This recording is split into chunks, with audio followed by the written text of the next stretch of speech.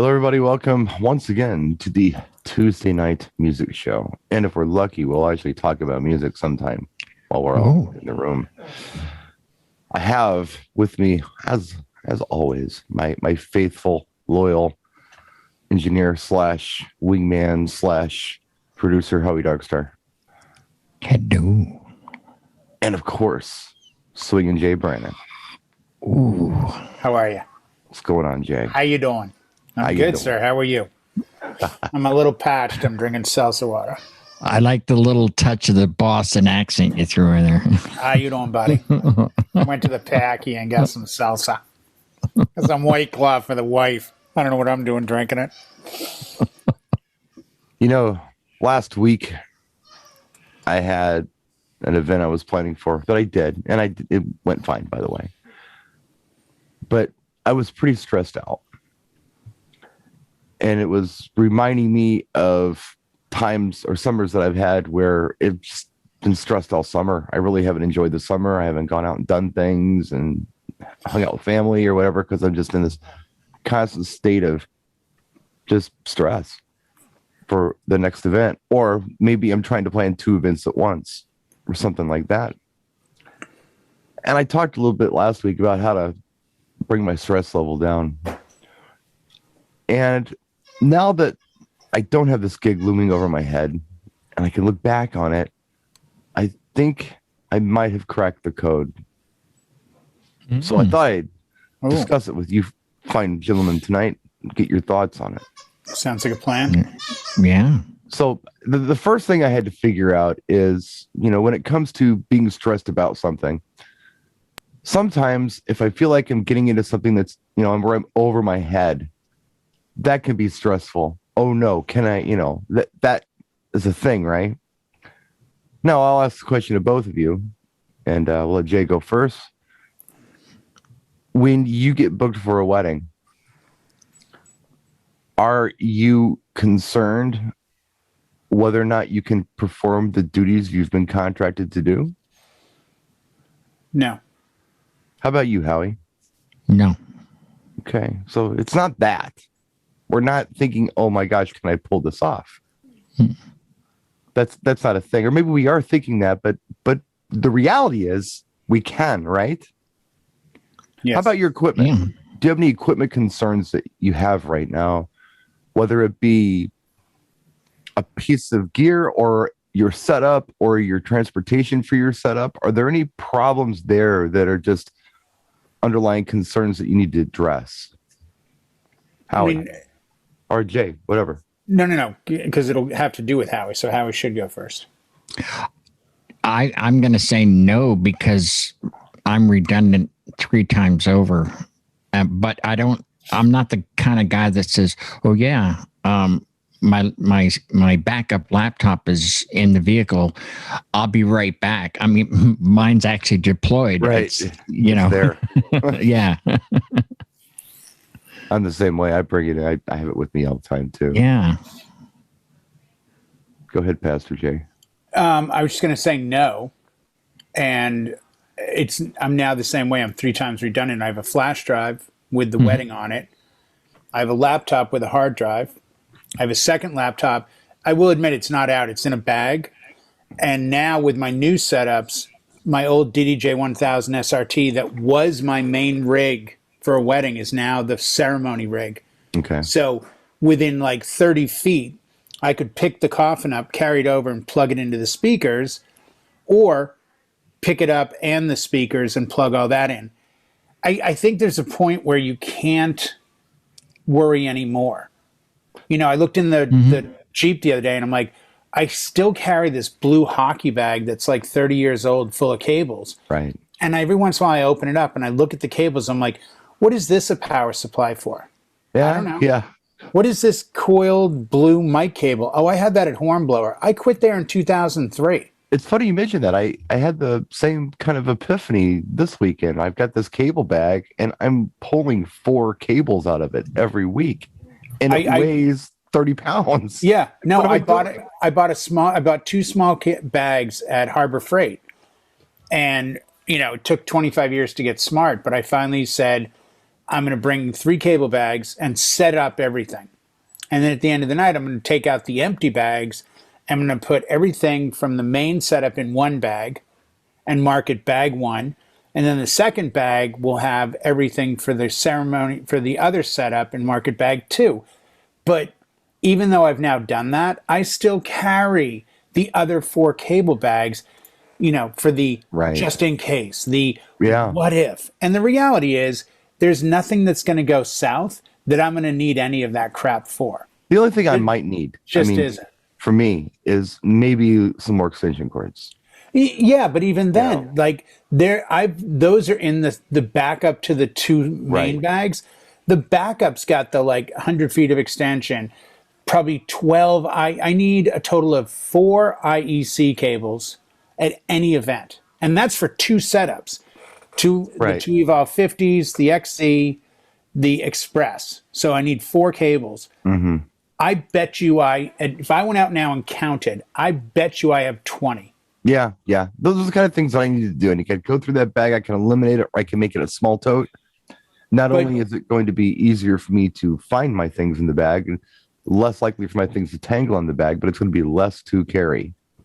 The problem is, and I've noticed this over time, I do every year at some point, and I'll do it this week because I'm off this weekend, and then I'm on every weekend through September.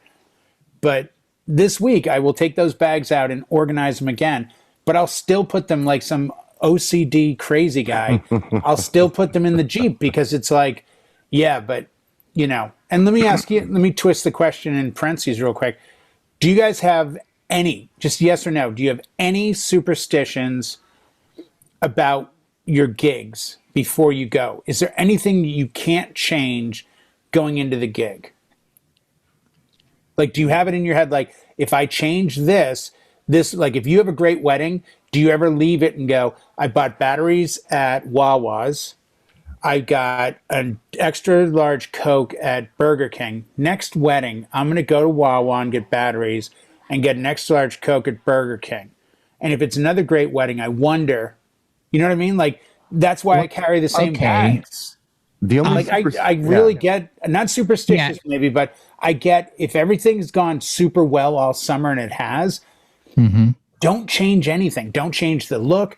Don't change the shoes. Don't change the tie. Don't gas up at every gas station. Yes. No, literally, go straight. If you went straight to every gig, go straight. Don't stop. Don't talk. Just I get weird that way. Okay, you phrased it in this way. It's a yes or no.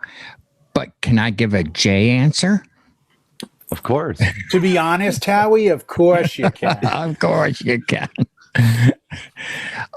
I would say yes. And they're just very simple things that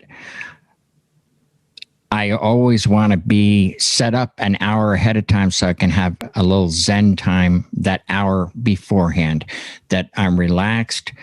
I can take a walk around the grounds. And then after the gig, I just want to drive alone with no music and just reflect. And, because I will have that adrenaline rush. Yeah. So those are the 2 things. I don't know if they're constant. What's the word I'm looking? That's more of a routine. Yeah, but I don't want to break the routine. I guess that's the superstition is don't break the routine. Like the other day I said to somebody, I'm changing my outfit. And literally that little DJ voice in the head was like, dude, these weddings, you've been killing it. You really want to switch anything now? Maybe next year. Literally the voice in my head was like, no, don't change a goddamn thing. Everything's going so well. You don't want to throw a wrench in the works. And I know it's true with a lot of athletes that are like, I have to do this before every game or I don't play well. And I kind of think that's true, at least with me. And when I've mentioned it to DJs off the record, I'm shocked how many are like, oh, dude, I always get the same thing at the same place. 2 years ago when I drank energy drinks, I went to Winco, bought new batteries, 2 Rockstar sugar-free, and a water. Every event, without fail. Well, even now, I take my wallet out of my pocket at every wedding, and I put it in my backpack. Because I don't know why I do that, but I do it at every wedding. I take my car keys on my carabiner, and I hook it on the top of my backpack at every wedding. I think the only thing that I don't know if it's a superstition, but I follow the Murphy's Law thing where let's just say, for instance, I didn't bring my backup computer one night. That's the night I need it. Go. Yeah, exactly. That's as close to superstitious as I get is Murphy's Law. Yeah. Okay. I have no issue with it being me, and I have no issue with going through the routines. I'm not, shut the door 4 times OCD about it, but I'm pretty close because it's like I don't need to carry these extra bags. And then you look at it and go, really? Are they doing any damage? Like, is it going to kill me to carry 2 extra bags that I don't touch? I mean, I bought the Jeep in February. There's a blue hockey bag between 2 EV speakers that's been there since I got the Evolve 50s. That bag hasn't moved. I haven't needed it once, but I firmly believe if I take it out of the Jeep this week, put it in the garage, I'll get to the gig and go, where's that power supply for that elusive controller I haven't used in 10 years? Because that's the only thing I need right now, Okay, now that you said that, I have to drop a pro tip for everybody, whether you're experienced or a beginner. I label everything. It's a good idea. I do. Sharpies are cheap. I label everything. Do I need this? No.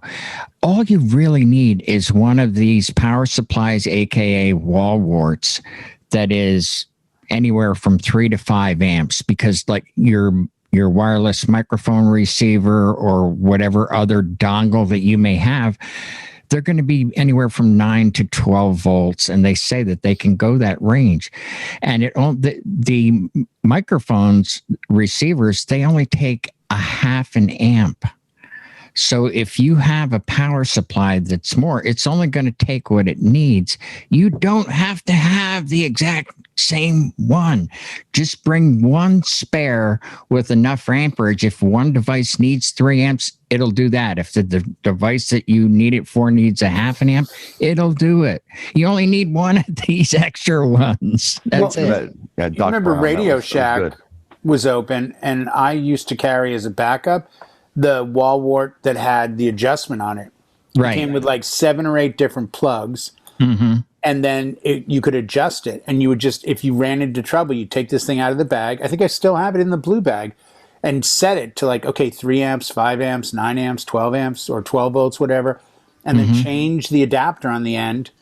You should be in business. Yeah. I miss Radio Shack, by the way. They had everything. Here's another one for you. How about music? Are you worried about your music? Are you worried about knowing your music? Are you worried about having the right songs for the event to move an audience? Is this something you're concerned with? No. So let's review. We understand that we know how to perform at an event. And when I say perform, we can handle it, right?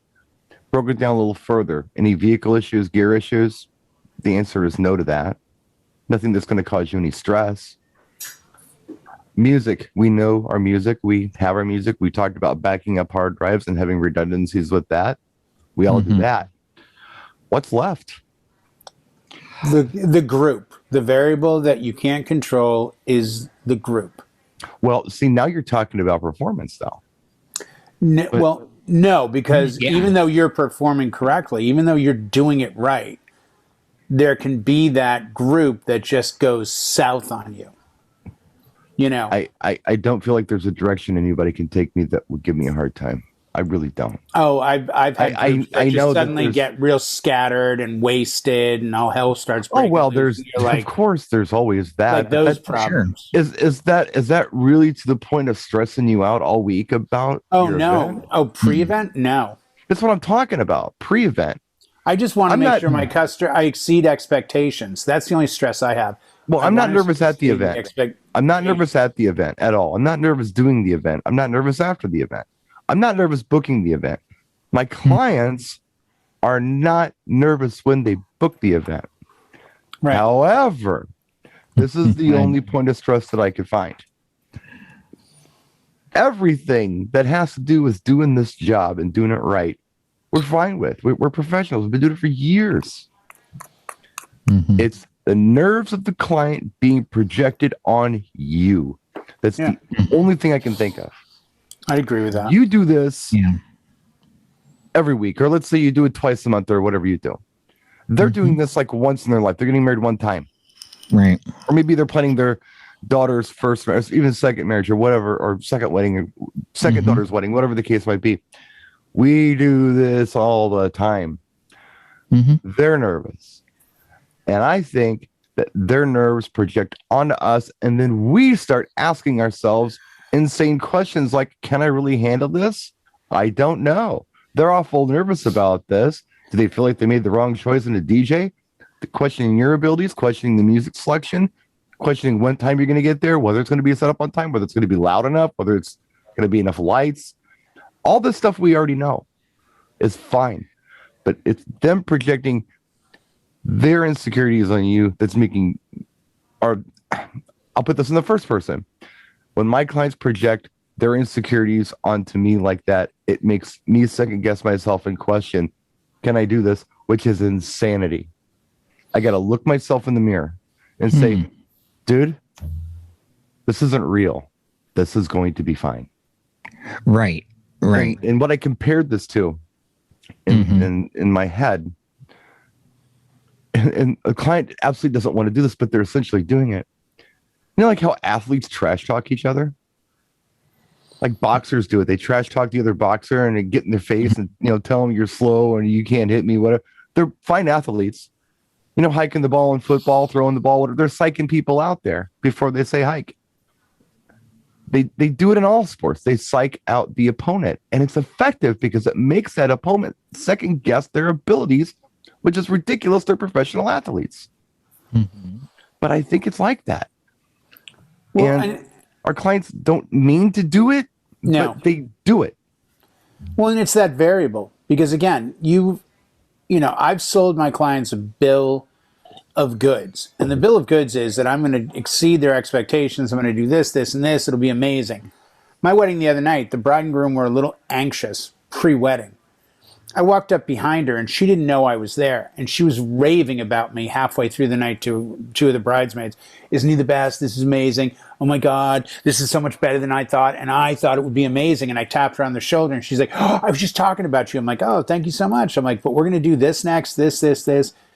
And you're in the zone and you want it to go well. But, you know, it's like anything else. You can promise somebody the world, but there's that the nervous time for the expectation is pre-event and post-promise. It's that, I think that gray area. Yeah. You do I don't want to call it an over-promise, but you do promise a lot. I intentionally under-promise my events. No, I promise them the world. I promise them do not do that. I promise them that what I'm doing is I'm going in that door. I simply say, I want people to leave and say this is the best wedding they've ever been to. And not because of me, because of the venue, the dress, the bride, the groom, the flowers, the food, the cake, the music. I want to be part of the big picture. So that might stress me out if I did that. My goal is to work with your photo, work with you, and keep you on top of things for the day, because most of my events don't have a coordinator that's going up to them saying, you're doing the cake next. Like, that's my job. You know, we're going to do the grand entrance now. That's my job. Yeah. So I like to keep it really, really organized, but I also know what most DJs are going to lack when it comes to a good wedding. I know where they're going to screw up. I know where they're going to drop the ball. And that's the only time I get like, I can't do this, this, and this. And plus, I can relate to that. I take a shit ton of pride in being a really, really, really good DJ at these events because we're not looked at as a DJ in a club. If you go to two people and go, what do you do? Weddings. What do you do? Clubs. People immediately go, the club guy must be better because he's rocking out the club. Well, I'm rocking out the wedding and I can mix as good as the club guy, if not better. And I've got better transitions. And I think in my head, you're always competing with that. Plus, I take enough pride in it that I treat it like it's Madison Square Garden. And as the curtain drops, I really want people to leave and go like, whoa, that was amazing. And and the proof is in the phone call of my cousin's getting married. You did my wedding 14 years ago and I want her to hire you. I mean, things like that. That's when it all comes together. That would put stress on me if I did that. If I went about it that way, that would put stress on me personally. But I don't. And it's nothing's right or wrong. It's just styled.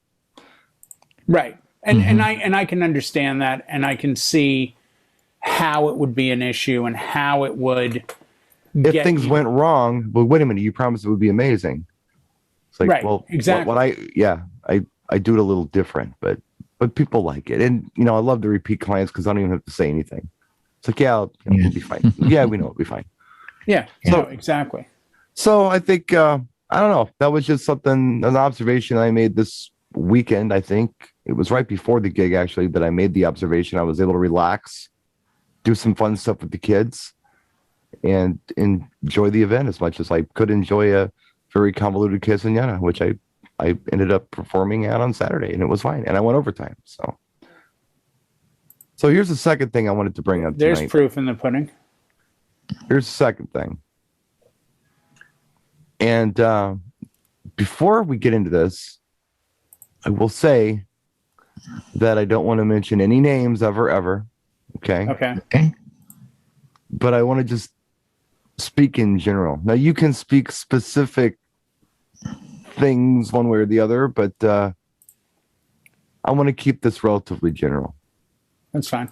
And I'll give you an example before I turn it over to Howie, because I want Howie to go first.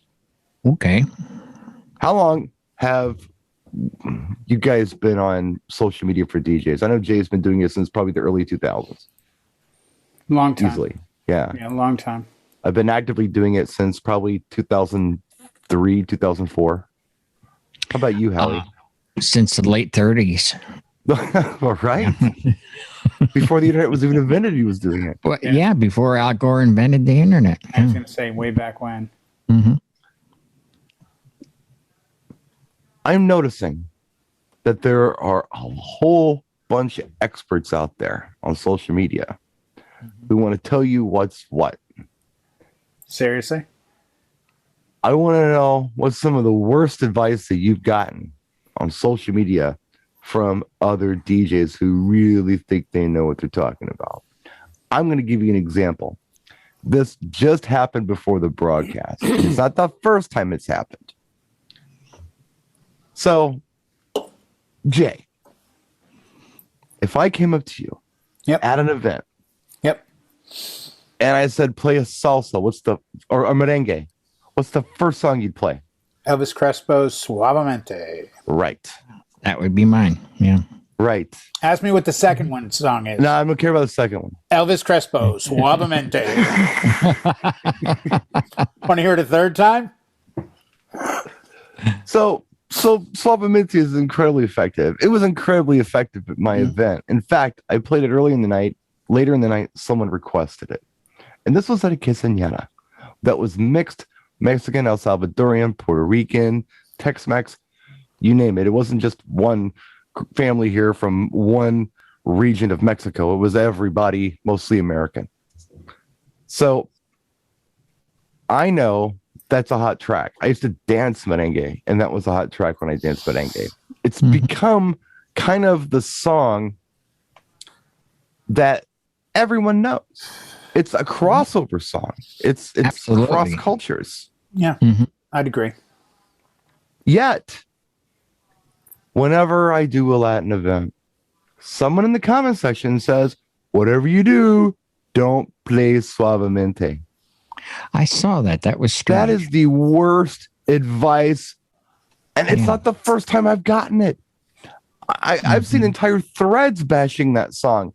Oh, those DJs who play Suavemente, they suck. Hold on a second. If you play Suavemente on loop like Jay does, that might be a problem. But that is a crowd pleaser for any audience, be it all Americano or be it Latino of any culture. That's the one. And the worst advice that I've gotten from multiple DJs and multiple groups of DJs is never play that song. And I think that's terrible advice. Always play that song. That's an example of really bad advice I've gotten on social media from DJs. Stupid. Now, why would they say not play it? Is it because...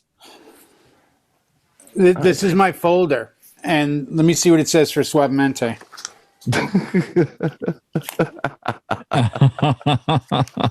Wow. No, Just you saying. need to know other songs other than Suavemente. Absolutely. You Yeah, should absolutely Tintame know on other the songs. same album Yeah. by Elvis Crespo. Hey, you hire me. If you ask me, I'll tell you. They say, we'd like to, and this is what they always say, we'd like to hear like a merengue, like Suavemente. How about you hear Suavemente, not like Suavemente? And they always laugh and go, yeah, because my mom loves that song. I'm like, I'm going to play it.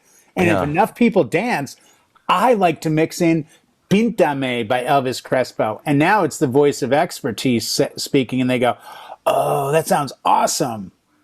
Boom. Now I got my 2 merengues, and if they're still going, Venga Boys, We Like to Party. Because it's got that dun dun dun dun dun dun dun dun dun dun dun, which to me has a bit of a Latin vibe, and I can get the white people out, and maybe they do a conga line, and then if they're really going for town, maybe we kick them all the way up to Cupid Shuffle. Who knows where we go? You could do like Gaiocho and all kinds of stuff. I can do Danza Kudo. Help me with pronunciation. Danza Kudo. You know that track? I know you know it. I'm mispronouncing it probably. Danza Kudo. Danza Kudo. What's the track? I got JC in the room. JC, help me. It's a Latin track. It's like 130 BPM. You've got it. I guarantee you've played it. Danza Kudo. I think that's the name of the track. The gringo just butchered it so bad that nobody knows what you're talking about. Man, I tell you, this is why I don't do a lot of the kints. Howie. Yes, Danza Corrido. Corrido. That's it. Danza There Corrido. it is. Thanks. Yeah, JC just put it in the chat. Thanks, JC. Danza Corrido. You'd know it if you heard it. It's really, it's a bitchin' up. If you need an uplifting Latin track in the high 120s, that's the track to bounce into. Yeah. Well, I mean, there's all kinds of stuff you can do for merengue. We could do an entire show on just merengue. I got some great ones. I got some great bands you could look at. I've got some stuff JC recommended that I got to look at. But worsted by social media, somebody told me, I said, I made a post. I said, yeah, wow, that's wedding like 29 in a row without playing WAP, because I've never played WAP, not once. And one of the comments was, dude, you don't know what you're missing. That's a track you got to drop at a wedding. That's such a great wedding track. I'm like, and I didn't bother to argue with like, really, that's what grandma needs to hear? Really? The parents are going to think this is, because I preface every event, I want this to be a beautiful, classy breakout party. I want your feet to hurt. I want you to be covered with sweat at the end of the night, and brides 100% buy it. So when they do get the WAP from the drunk bridesmaid, I refer back to my initial discussion and say, remember we talked about making this the classiest affair? Do you think Wet and Gushy or the other one, which I can't play because I don't have the dirty version, do you really think Wet and Gushy? I'm like, how about I play like City Girls Twerk? And then that's bad enough. Ratchet Friends, they can get out there and just like act the fool for 2 minutes and 10 seconds, and I can go into something normal like Lizzo, Truth Hurts. Well, I will say this. I've played WAP. I've played it late in the evening, and it does go over well. So I don't know that it's terrible advice to tell you that you don't know what you're missing, because it does work well. I don't want to play it, but every other audience I've had, it seems, since April, it's been people in their teens, late teens, very early 20s. This is their wheelhouse. Who am I to be the moral cop here? If grandma's gone, well, I'm going to do all the family stuff early. I'm not going to play it early. I'm going to do it late, but I'm going to do it because it's popular. So, you saw the video I posted last week. I had a 96-year-old grandmother come up on the dance floor. That was 10 minutes before the event ended. Yeah. That was sweet. 10 minutes before the event ends. It's, and your winery events are great. I want to do your winery events. Yeah, because they sound amazing. But I live in the city, and I'm doing city events, and this is the stuff that's working. You're a hood rat. I'm doing the variety of folks. Well, and the thing is, I don't get that luxury. And we've had this talk. You guys are doing your 7 to midnight dance sessions. I'm not. I'm doing the other night. The wedding went off. They got on the dance floor at 8:15. That wedding, the last song I played ended at 9:51. It's an hour and 40 minutes of dancing. And when you're doing an hour, there's no room to make mistakes. Understand that where this DJ is coming from. If he only had an hour and 40 minutes, he wouldn't be playing it either. If I only had an hour and 40 minutes, I wouldn't have to play. Right. No, but I got to fill 5-6 hours sometimes. That's to me. You know what? I'm sorry, and I'm going to say this. And if I moved to Milwaukee tomorrow and someone hired me and they said the ceremony's at 3, the wedding ends at midnight, my first thing out of my mouth would be, what are your thoughts on ending it at 10? They'd laugh And when at they you. go, what do you mean? Why not end on a big note at 10? No. They all end. In Christian, the same thing up in Canada. They start at 2 or 3 and they go till 1 in the morning. And I'm like, but I don't understand. Like, there's no way they're dancing for 5 or 6 hours. He's like, They are. packed floor all night. I'm like, okay, Yeah. I need to see a 5 or 6 hour video. And I'm not calling you a liar. I'm just saying I've been doing this long enough. 5 or 6 hour pure dance floors at a freaking wedding packed. You gotta understand. I'm challenging. I'm gonna help you. I'm gonna help you have empathy for me. I'm gonna help you do that. Okay. So if the ceremony is at 3, Yep. it's over by 4. And then you have a cocktail between 4 and 5, or 5 or 6. You have dinner at 6.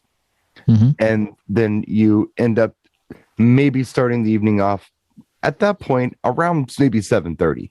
Okay. It's when you start. And that's the first dance. People are digesting their food. You're playing a slow song. And then what you do is you kick into the family hour and start playing all the stuff that grandma likes. What happens at that point is everybody in their 20s and 30s, or the peer group of the wedding they're at party, the bar. goes to the bar. They start drinking heavily. So they're not dancing till 9. Well, sometimes they do. Sometimes you can mix in. Sometimes they'll be back and forth.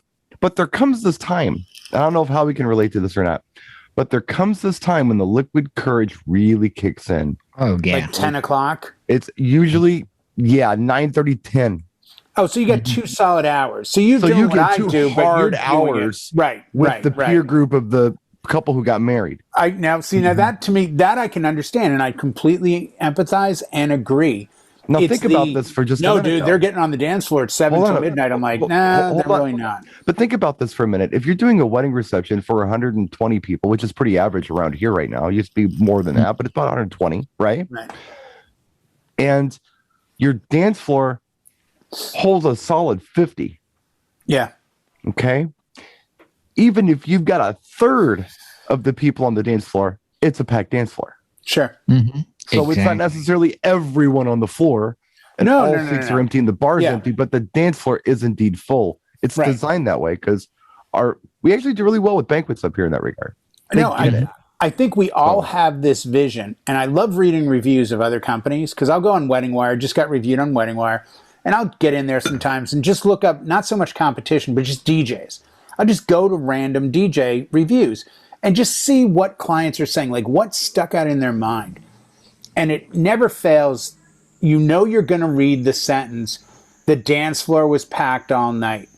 And I've done weddings where the review was the dance floor was packed all night. And you kind of walk away and just go like, what wedding were they attending? Mine. Oh, okay. Because they wrote the review about me and I was the DJ. And I remember that night.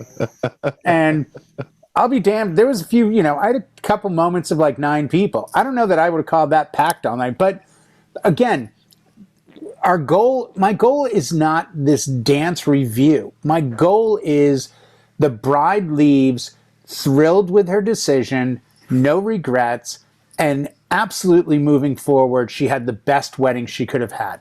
That's the goal. The goal is not, and I tell people, gutsy or stupid, I still say, I'm going to be honest with you. This is coming from me. The dancing at your wedding is icing on the cake. Because rarely do people come to a wedding and say, I can't wait to dance for 3 or 4 hours. In fact, I would almost bet no one does. I bet someone. Dancing is a side effect of the wedding. Do. If the DJ is good. Well, maybe they do. I mean, looking forward to it. I mean, somebody like Blanca and I, let's pretend I hadn't had a stroke. We used to dance. That's what we did. And we go out on Friday nights, before we got responsible and stuff.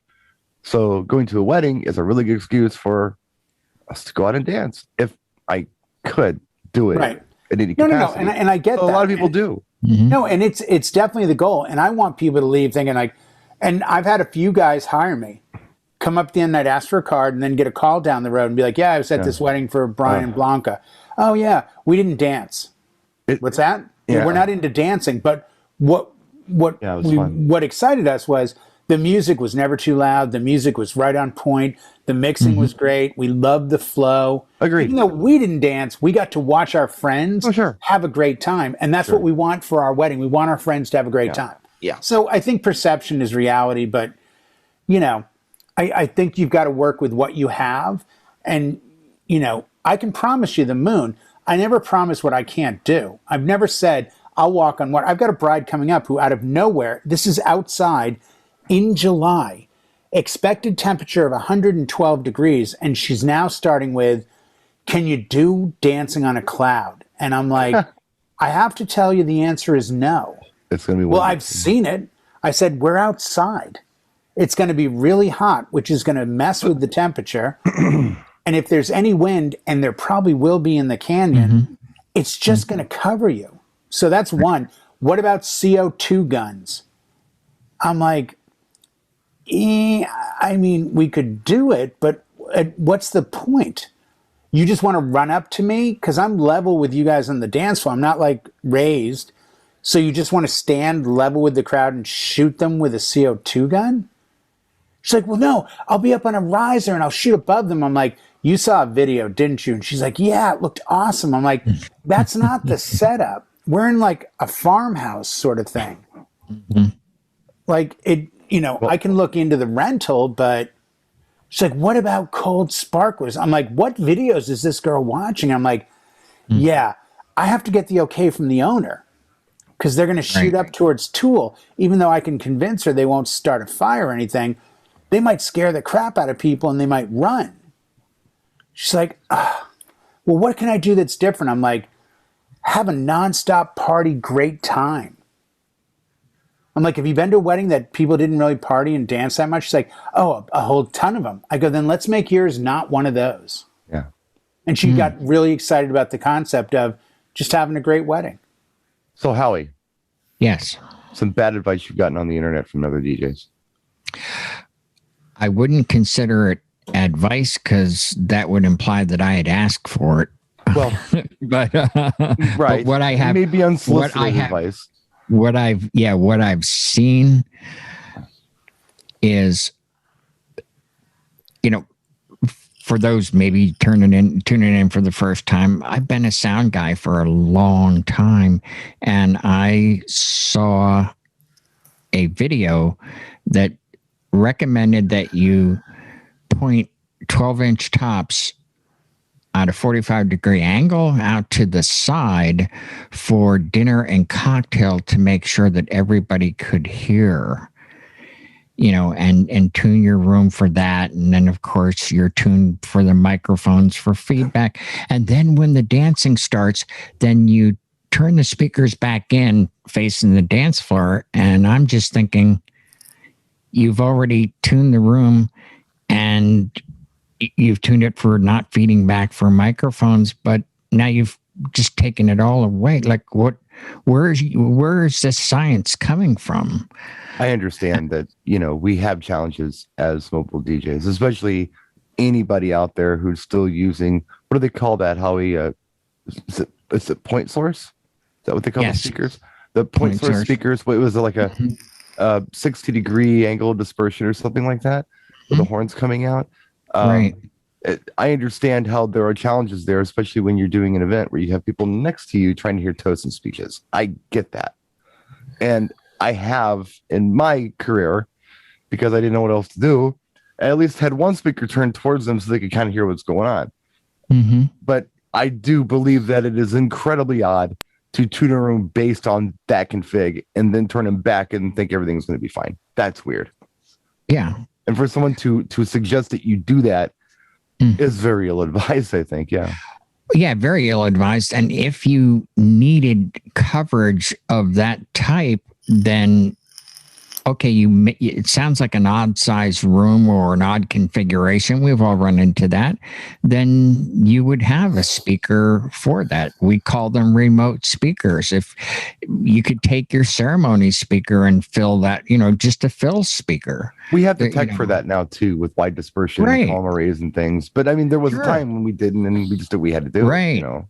Well, and let's go back to I remember the night I found Brian on YouTube, and it's so clear not only because of that, but I had a Saturday night off in February. It would have been like 2008, and had just found like Pro DJ forums. And Mobile Beat had a forum, and I was already working for Pioneer DJ forums, but just suddenly got immersed one Saturday night in YouTube and forums. And I remember reading about some guy who said something about buying speakers. And this guy named off about $300,000 worth of speakers that he owned and he recommended. And I just remember initially thinking, if you're on, like, I've always been on the answer the question side as a forum moderator. When you're on the ask the question side, you really got to dig through it. And I think most people answer things on Facebook and Instagram and elsewhere. They believe it. They're not giving us bad advice. They're not telling you point your speakers out and then point them in. I mean, I'm the first to admit, I've done gigs where the speakers pointed straight. And then for dancing, I pointed them in towards each other a little bit. I just thought it would isolate the sound on the dance floor, but I'm not a sound expert. No. But my brain said, if I turn them in, they're pointed this way, so they'll cross in the middle of the dance floor and the bodies will pick up the sound. Yeah, that makes sense. I mean, comb filtering with that, Howie? You do. Got to be comb filtering, yeah. You know, and power alleys and yeah. Yeah, but see, not knowing that, you have to sort of play it by ear. You have to go along and say, okay, I can't trust where to get this, or I haven't asked the right people, so I'll take it upon myself to make these decisions. And I think a lot of social media does that. Where I think you're being misdirected is when there's an agenda. One of the reasons my 550 videos on YouTube rarely ever mention a certain manufacturer's gear is because, to me, it's such a bias. Because I'm not going to, if I explain, oh, I've got the DDJ SZ2 here, let me explain it to you. I'm never going to say, you got to buy this because to me, that's a bias. People understand that I have a relationship as a contractor with this manufacturer. I also feel the same is true that I should never say, don't buy another manufacturer's gear. I think that that's bad. But I think where social media has gone astray is when you have a page that lists you as a make-believe sponsored artist, which doesn't actually exist because someone gave you a discount or gave you speakers, and then you either bash another brand or you act like yours are all high and mighty. People love accolades. I think that's worse advice, because now you're spreading the word over a huge palette. You're not just saying, hey, you should use this. Don't you feel this is an extension of something that we've stuck by, at least us three and most of our friends, that you don't bash another DJ. You know, you see something online. Look, if you don't have anything nice to say, you just don't say anything. Maybe, you know, if they ask privately, you'd say, hey, here's some help. But shouldn't that also extend to equipment? You know, the same courtesy we would give to a human being. Well, I think, right, but we're from a different A generation, B time frame in the market. We came into the market when there was no social media. So we had to learn what we learned and talk to people and learn music and go to swap meets and go to record stores and crate dig and do this and do that and buy promo only online. And, you know, we had an approach. Now everyone wants to shortcut the process. They want the same success that we have at 25 years after 5 years. And if they have a full-time day job and they can buy 10 grand worth of gear, they're fine. It's sort of like all these new, you know, folders of music groups that exist for a fee. I'm interested. I'm curious. What are you using in your folder of music in your audio program? The problem is the voice in my head says, yeah, but who cares what a DJ in New Jersey is doing for cocktail? I'm not in New Jersey. Like, if you want to say, hey, Jay, here's 10 tracks that work great at every wedding for cocktail. The other night, my dinner music was Paul Anka. Only Paul Anka doing pop rock covers from the Paul Anka Swing series. And I got probably 20 people that complimented my music. I haven't played Paul Anka at a wedding in 10 years.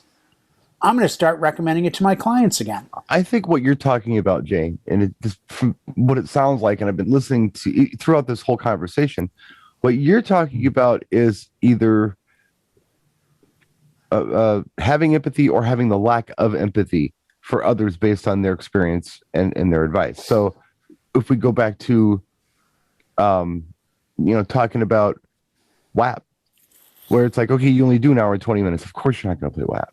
Right. You know, where somebody who has to fill 4 hours, it's good. Where you didn't understand that in the context, I don't think. But I still, even if I had 4 sense. hours, I'd still dance around it because I'm still like, it's inappropriate for what I'm doing. And when you say, what's the worst advice you've gotten through social media? I'm trying to spread that question to, are there examples of people that are lauded as an influencer who are just spewing advice based on free gear? Well, it could be that, but it could just be a comment too.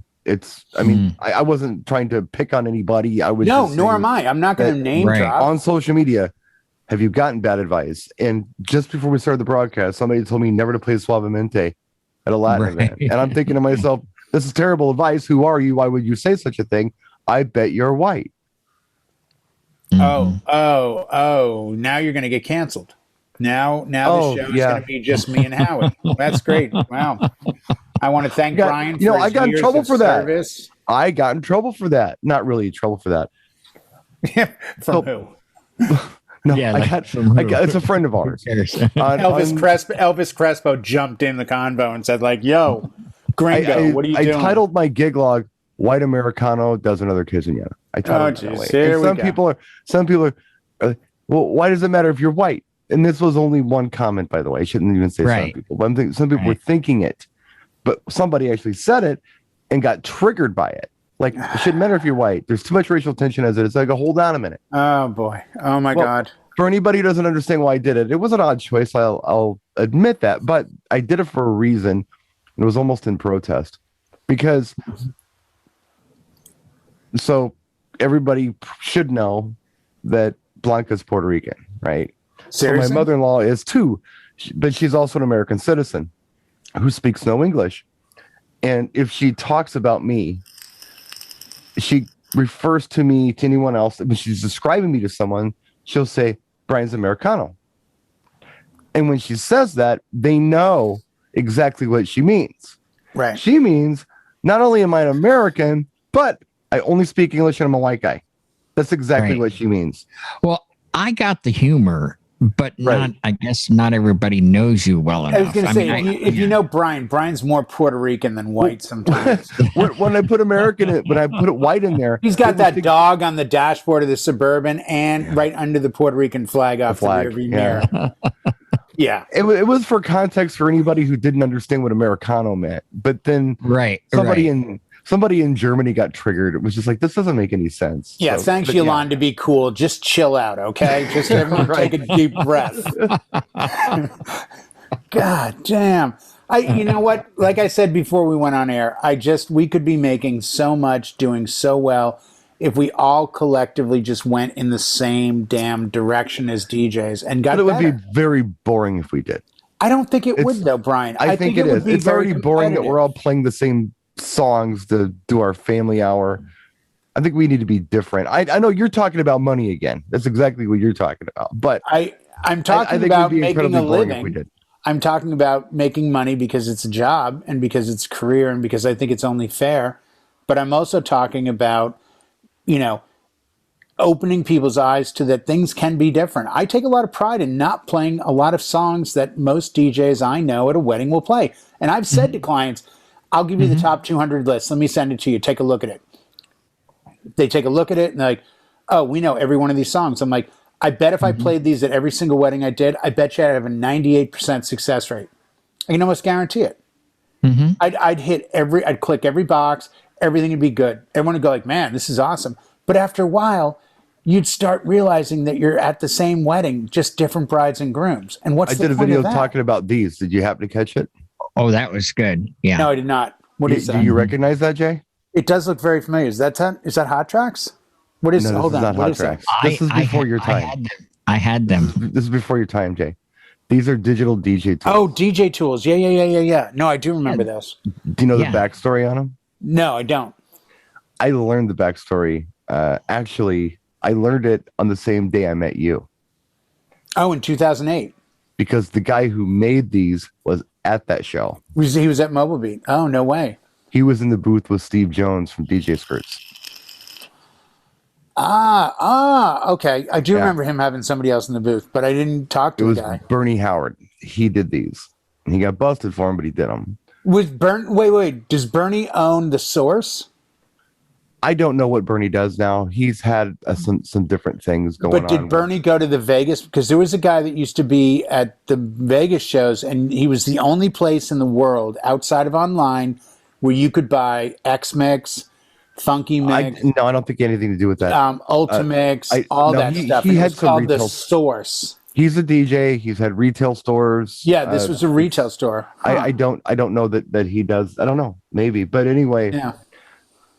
I had 1 through 10. Most DJs back in the early 90s, when they went CD, they at least had one because it had Right. Happy Birthday, Chicken Dance, Hokey Pokey on it.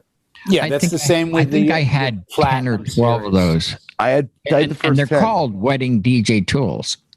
Yeah, or digital DJ tools. Sometimes they had the Tasmanian Devil on it. If you look really close, this one's got the Star Trek emblem on it. Says it's made in like Switzerland and Tel Aviv and all this stuff that totally isn't true. It's from Chicago. But anyway, I had the first 10 and they're really good. Yeah. They had a lot of songs on it that worked really well for weddings, which back then was a lot simpler. This is before everybody had iPads and Spotify and everything else. So what was interesting is there were songs on here that on the collection that I would absolutely play. And it allowed me to consolidate my library. There were songs on here that I wanted to play, but I couldn't because I didn't have them or they weren't available on CD. There were also songs on there that I would have even thought of playing. But since they were there, I did. Right. So 10 CDs, somewhere between 13 and let's say 20 songs per disc, maybe a little more, maybe a little less. Yeah. Okay, 10 discs.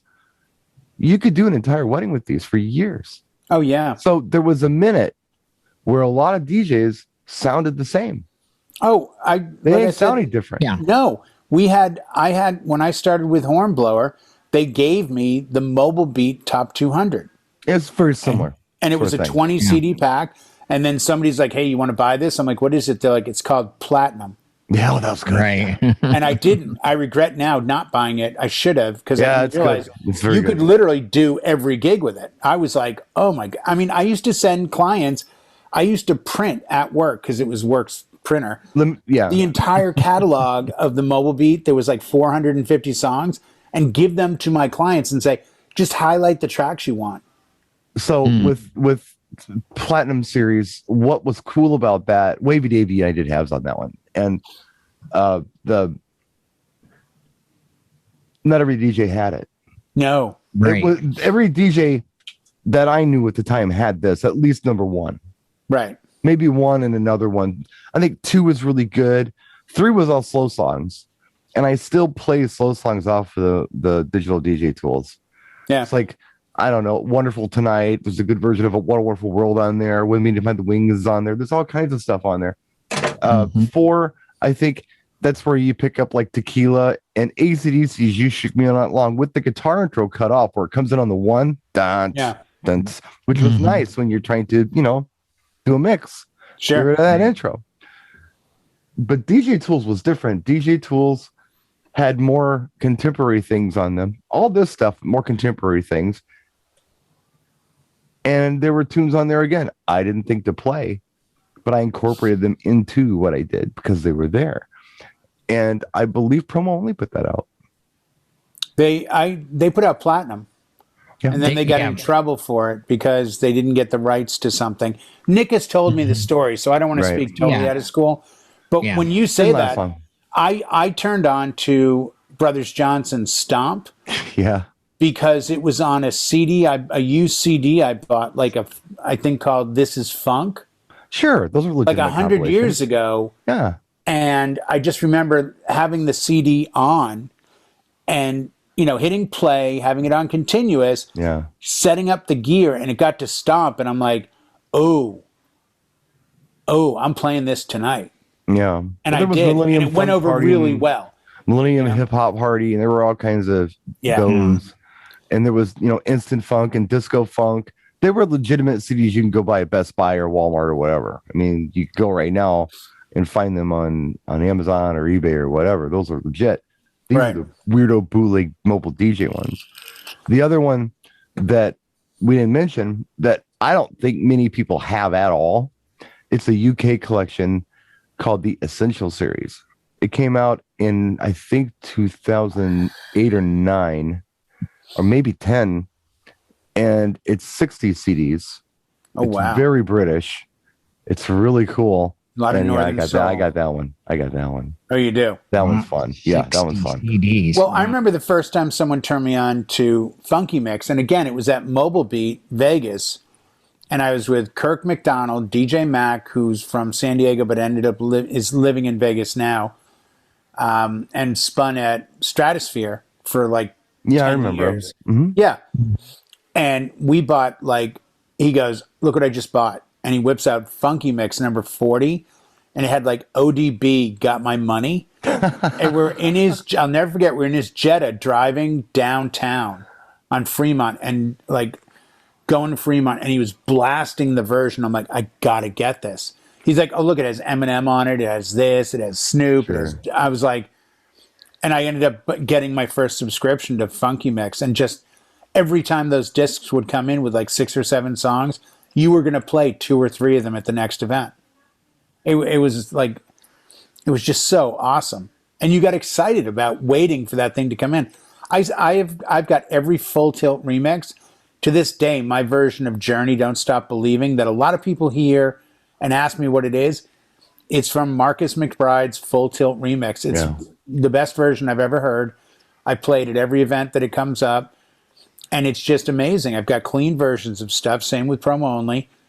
And it's just a joy to get that music because you want it to be, wow, where'd you get that? And that's why I promote even using effects, echoes, filters, whatever. Make your approach a little different, you know? Make it just a little different. I think it was you that said, if you're going to have to play WAP, do an instrumental version. Let people get excited and then shift gears into something else real fast. And I'll do that with other songs. That's another show. Minute and a half. Another No, show. that's the beauty. That's the beauty of Promo Only, and Nick and the boys. Like, I'll hear that, or it's like get a request, for a future event, and I'm like, I'm excited when I get that notification from Promo Only that, hey, you have downloads, and I'm like, yeah, I don't have to buy something because I got a subscription, and it's the quick edit, which is great, No, you're right. I think that's I still where get excited, and again, I think the change social media has brought about is there are a lot of DJs who I talk to who I'm like, how long you been DJing? 4 years, 5 years, 8 years, 3 years. And they're all doing the same thing.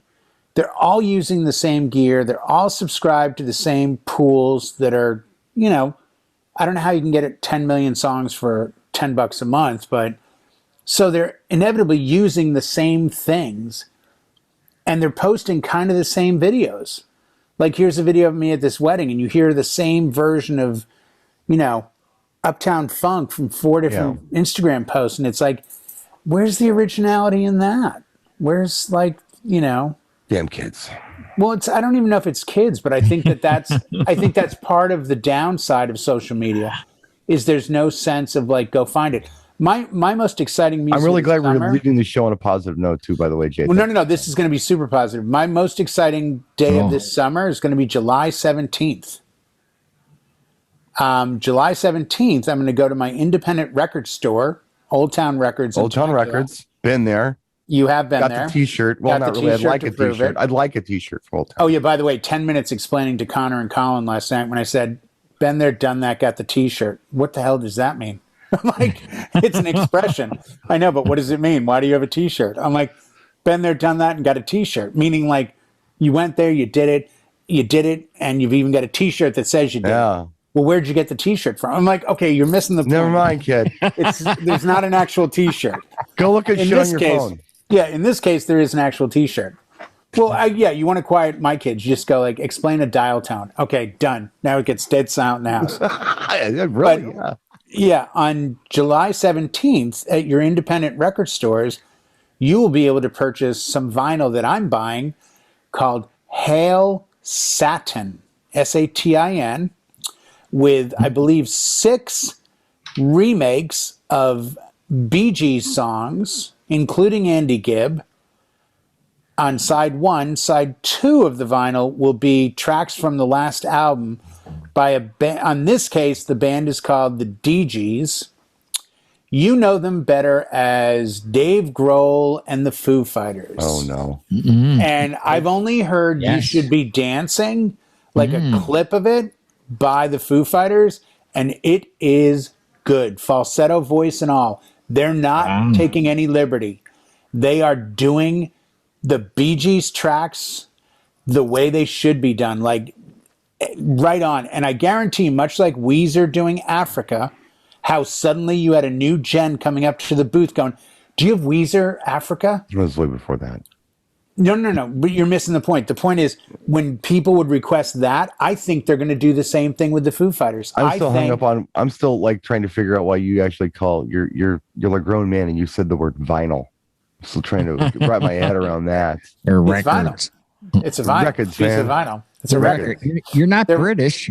Yeah, if you're British, I wouldn't question it. But It's an album. They're releasing an album. there you go. Yeah, There is an album. I think people are going to get excited and come up in July, August and be, hey, man, you got that Foo Fighters doing the Bee Gees? As a matter of fact, I do, because I supported my local. And they're not selling it at chains. It's not at Target. Right. It's only at indie Record store stores. day. Yeah, on July 17th. Yes. I think that's a pretty dope thing for them to do. Yeah. Thanks for tuning in, everybody. We went long. We did. Yeah, it happens. Yeah. So thanks for tuning in. I had to turn the boys off. They're getting a little wound up here. Sorry. It's okay. We'll see you next week. Thank you so much for watching. Take Peace, care. everybody. Stay well. Good night.